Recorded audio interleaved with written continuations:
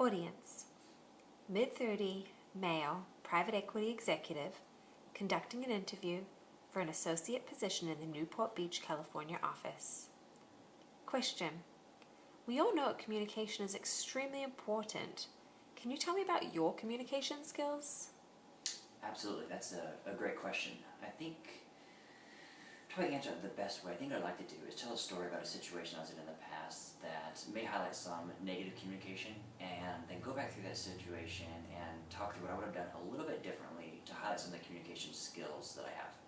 So as you know, I work for a private equity firm, and part of working for a private equity firm is working with different brokers. And one morning we had a broker call and said, guys, we've got to get together. We have this deal that I want to pitch to you.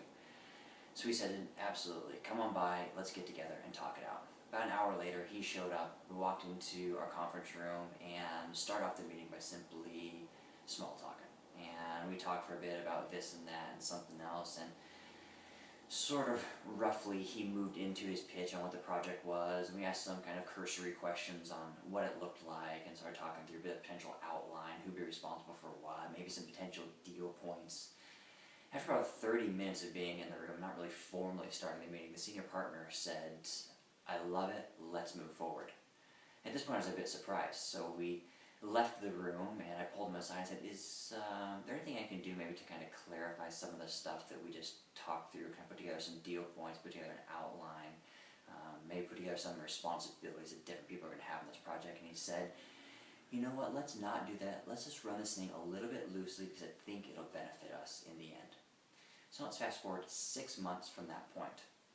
The project is complete, we've gone into escrow, we have a buyer for the project, and we start flicking emails around to clearly identify what the distribution of funds will be at the end. Unfortunately, this is the beginning of the process where people start getting upset with one another. The broker that we were dealing with had an understanding of what the deal points were, we had an understanding of what the deal points were, and people began getting more and more frustrated. So we said, let's get together and talk this out. So we got together in the same conference room we had the first meeting and tried to work through some of the details of the deal points. This was a really frustrating process, and at one point, one of the partners that we were working with stormed the office and said, I just can't do this anymore. At that point I realized we have a fractured relationship because of poor communication. We ended up conceding on some of the points, they ended up conceding on some of the points, and we moved forward and finished up the project. Now let me walk back through that situation a little bit and highlight 3 of the main things that I would have done differently to highlight some of the communication skills that I have. I'm going to hit on listening, speaking, and writing. Let me first start off with listening. When you listen, you want to listen to try to understand what is being communicated, not listen to hear what you want to hear. And in that first meeting, I would have listened more actively, parroted back to the individual what I heard, and tried to figure out if we were on the same wavelength. I think that would have helped move things forward better from that position. Secondly, when you're dealing with speaking, you want to speak, try to communicate something to someone else. Don't speak to make yourself feel good or sound grandiose, but speak so the other person can understand. And sort of like listening, but the flip side, you want to speak so they can understand, and then have them parrot back to you what it is they heard you say, so you guys can come to an understanding.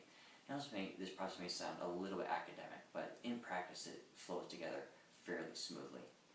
And lastly, writing. When you're dealing with something complex, you need to be able to write well so everyone can understand exactly what it is that's going on.